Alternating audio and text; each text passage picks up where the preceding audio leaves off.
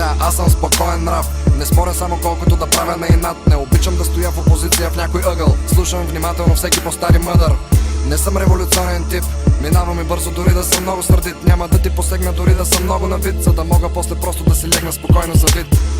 А не с огризение, че съм направил с главата ти пълна мисерия. Заради просто опит да изпадна в истерия. Кой? Аз не. Гледам отражението си в огледалото, нещо средно на ръст, за заоблено тяло, средно доволно, посредствено като цяло, средна статистика, среден живот живяло. И средния ми пръст непосредствено лъсва и пръсва огледалото на части. И през малките парченца по пода светлината се пречупва и огъва като ластик. Помията е гъста и няма да допусна отново да ме наричаш нещастник. Оценката във ъгъла е една тъмна личност, през зъбите просъсква страсти. А тъмната личност съм аз пак такъв, това е просто прикрита метафора. Понякога ми писва да стоя в твоята сянка и ми идва да ти пръсна главата с радиатора. Защото всеки от нас има две страни и когато се правиш неготин без да си, обричаш цялата компания на страшен смях, защото ставаш просто неуспешен шут за тях. А тъмната личност в теб цели да избие пренатрупаните ти комплекси. И с течение на времето забравяш своята цел с кой срещу кой си и къде си. И с течение на времето излиза наяве, че говорил си без много да си мислил. Пък може и да си говорил вярно, но по-скоро е поредният пропуснат изстрел. Знам, че тъмната личност ще живее в мен. Тя е там и отлично се спотайва и в плен. Я държа, но я пускам, ако имам проблем. И знам, тя е някъде там. И знам, тя е някъде там.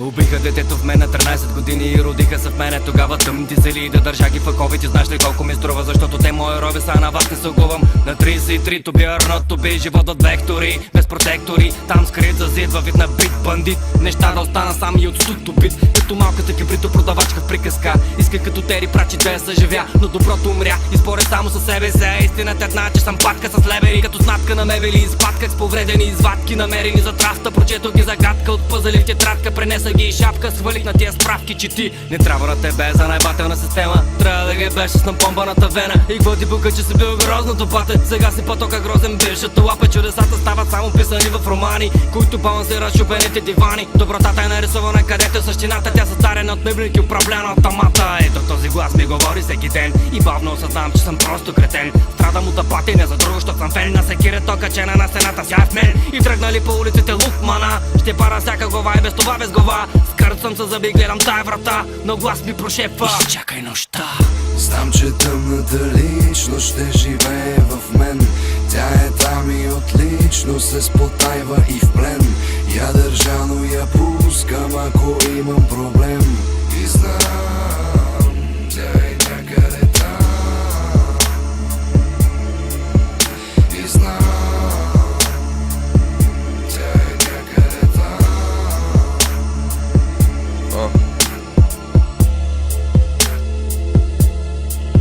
Нито съм красив, нито пък съм смел. Момичето, което искаме с един жумел. Истината е, че ми изглежда много свестен и с цел да даде на своята избрана обич без предел. И много други работи, които аз не мога. Финансова сигурност и наивна вяра в Бога. Добрата част от мен го намира за идеалка, другата се надява пишката му да е малка. Студът ме кове, но дългът ме зове. Знам, че думите ми трябва да топят ледове, да градят цветове, да блестят с цветове. И в съзнанието ви чисто да стоят векове, лекове.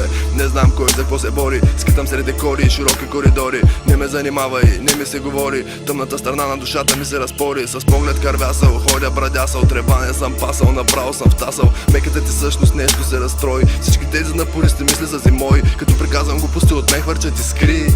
И яжа, осъзнай се и спри. Не виждаш ли, че вече си на 23? Следата от детето в тебе май се изтри. Така, вече съм безчувствен и моя устен устрем е изкуствен. Пак ни канят колка да друснем, но със завера ми ще пропуснем.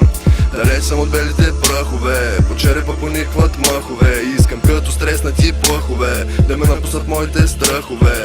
И аз по примера на самотните намирам утехата у децата и животните. Често го повтарям и превръщам в баналност, но мечтая да си върна детската емоционалност. Казвам го просто как е с мен, че на твоя Господ аз не съм фен, а тъмна личност в слаб и късден, който ще се скапе съвсем. Знам, че тъмната личност ще живее в мен. Тя е там и отлично се спотайва и в плен. Я държа, но я пускам, ако имам проблем. И знам, тя е някъде там. И знам, тя е някъде там.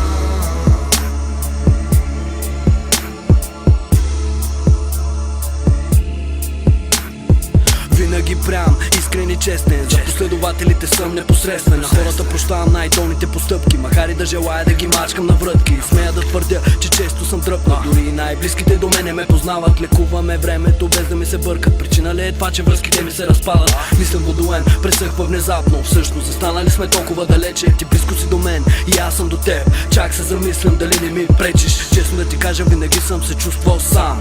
Излязали от тъмнината, в плен на нюанси, ансамбли, оценки. Някак интересно е там, вредно ли знам? Мислиш, че не съм го играл вечно засмян. Човека, който се смее, грешно разбран. На брега на океана търся морския блян. Вътре в мен някога гореше огън, е прекършен от мрак. Чудя се дали ще мога да надвия и измамя тази странна единичност, където съм аз, там е и тъмната личност.